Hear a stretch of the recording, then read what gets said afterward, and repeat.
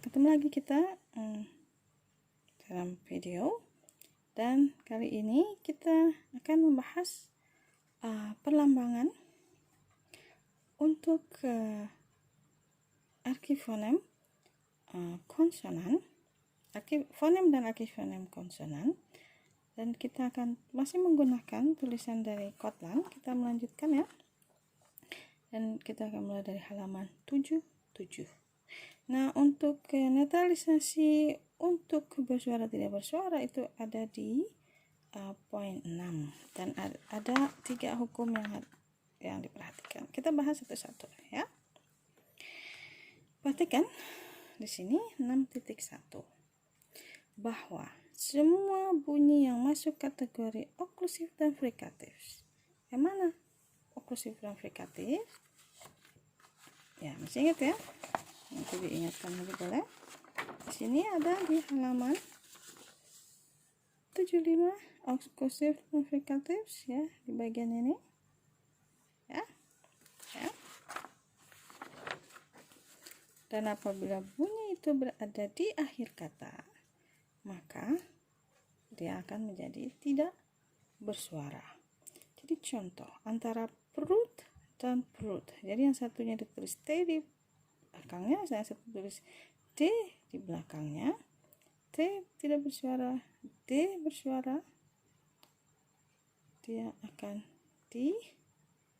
Ingat bahwa T dan D saat menjadi arkifonem berkaitan yang bersuara tidak bersuara, dia akan ditulis dengan kapital, dan untuk T dan D diwakili oleh satu lambang yaitu T besar. Jadi sekali lagi, untuk netralisasi yang berkaitan dengan bersuara dan tidak bersuara, dia akan dilambangkan dengan kapital. Ya, jadi kita sekarang fokus pada bersuara tidak bersuara ya. Begitu juga antara S dan Z. Ya. Mereka berada di akhir. Ini tidak bersuara, ini bersuara, dan dua-duanya diwakili oleh satu lambang S kapital di sini ya, kos. Ya. Ini untuk 6.1. Nah, sekarang untuk 6.2, oklusif dan frikatif akan menjadi tidak bersuara sebelum bunyi bersuara. Perhatikan di sini ada gugusan antara B dan K. Perhatikan K di sini adalah fonem, sehingga dia memiliki kuasa penuh terhadap B, ya, sehingga B yang tadinya bersuara ya menjadi tidak bersuara karena dipengaruhi oleh K, sehingga dia harus ditulis dengan huruf besar, dan B dan P diwakili oleh lambang yang sama yaitu B. Memang kita konsentrasinya pada bersuara tidak bersuara ya. Jadi kita bisa tidak bersuara dulu.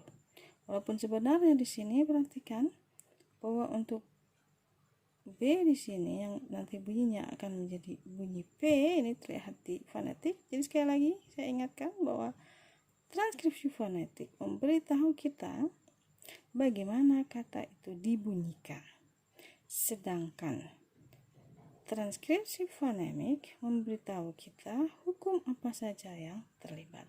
Sebenarnya untuk kata roka tidak hanya bersuara tidak bersuara yang terlibat, tapi juga keras lunak.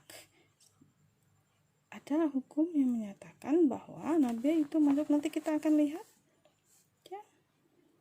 B itu masuk labial, dan nanti kita lihat di konsonan bahwa ada hukum menyatakan bahwa labial akan selalu keras sebelum konsonan apapun. Maka di sini kalau diperhatikan ya, ada garis bawah. Jadi sebenarnya adalah dua oposisi atau dua netralisasi terjadi di situ. Ya, tapi walaupun memang untuk 6.2 ini sebenarnya fokusnya pada netralisasi yang berkaitan dengan bersuara tidak bersuara. Itu juga yang sebenarnya terjadi pada sho. Ketika V bersuara bertemu dengan S yang tidak bersuara, dan S ini adalah fonem, ya, sehingga dia mengubah atau mempengaruhi V sehingga menjadi F dibunyikannya, ya. Dan V dan F itu akan dilambangkan dengan lambang yang sama, yaitu F, ya. Dan perhatikan sini ada garis bawah karena sekali lagi dia juga masih kategori labial, dan ada hukum menyatakan labial selalu keras sebelum konsonan apapun. Jadi walaupun di sini K-nya keras, B yang dibunyikan P keras, dan kini S lunak, lihat ada tanda situ, ya, tanda S lunak, V-nya yang dibunyikan F ini akan tetap keras karena ada hukum menyatakan labial dan velar akan selalu keras sebelum konsonan apapun. Jadi ini sebenarnya F besar garis bawah, ya. Dan untuk kata Kanishka, perhatikan Kanishka, ya, untuk yang bersuara tidak bersuara konsentrasinya pada antara J dan K. Perhatikan antara J dan K, di sini hanya akan muncul berkaitan dengan bersuara tidak bersuara, J besar di sini, ya. Ada tanda lambang di atasnya, tidak ada garis bawah. Kenapa? Karena dia akan selalu keras, ya, sehingga tidak pengaruh untuk K-nya, jadi tidak ada garis di bawahnya, ya. Ini untuk 6.1, 6.2. Dan sekarang ini adalah 6.3.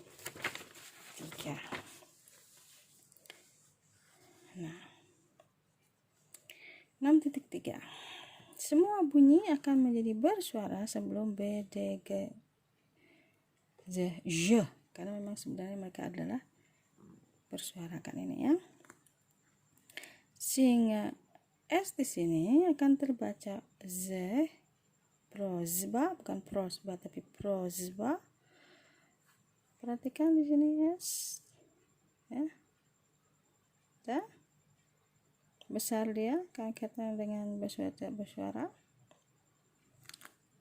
T sebelum D sehingga menjadi bunyi odal. Lihat, T-nya besar, ya, T-nya besar, ya. Begitu juga dengan G, G-nya, G yang menjadi G. Perhatikan cara pembunyiannya menjadi G karena J ini bersuara sehingga K yang tidak bersuara berubah menjadi bersuara sehingga berubah menjadi G. Dan lambangnya untuk fonemik adalah K kapital. Tapi harus hati-hati, ada catatan di sini tidak ada netralisasi sebelum V, dan di sini ada Y, dalam artian ini semivowel, ya, semivokal. Kenapa? Karena nanti antara twayih dan dewayih mereka adalah dua kosakata yang berbeda. Jadi mereka masing-masing punya arti. Sehingga kalau nanti T ini diubah menjadi D, itu akan mengubah artinya. Sini, ya, sehingga sebelum V, ya, itu tidak akan ada netralisasi, ya, akan tetap dewayih, lihat T tetap dewayih, tetap D. Jadi seakan-akan ini adalah fonem, ya. Begitu juga dengan pew dan view, ya, pew dan view, ya. Jadi kalaupun ada yang terjadi di sini adalah berkaitan dengan keras lunak, ya. Kita sini, tapi tidak ada netralisasi yang berkaitan dengan bersuara tidak bersuara, terutama yang sering temui adalah sebelum V ini, ya.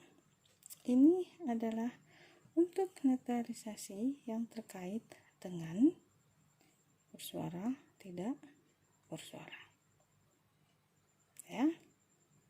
Bagian 6. Ya, kita sudah dulu untuk video ini ya, supaya bisa fokus. Tangan untuk nomor 7 ini akan di video yang berbeda ya. Nanti kalau ada pertanyaan silakan ditanyakan di WA grup kelasnya, nanti kita diskusikan atau ditulis di komen di bawah video ini. Terima kasih, sampai ketemu di video berikutnya.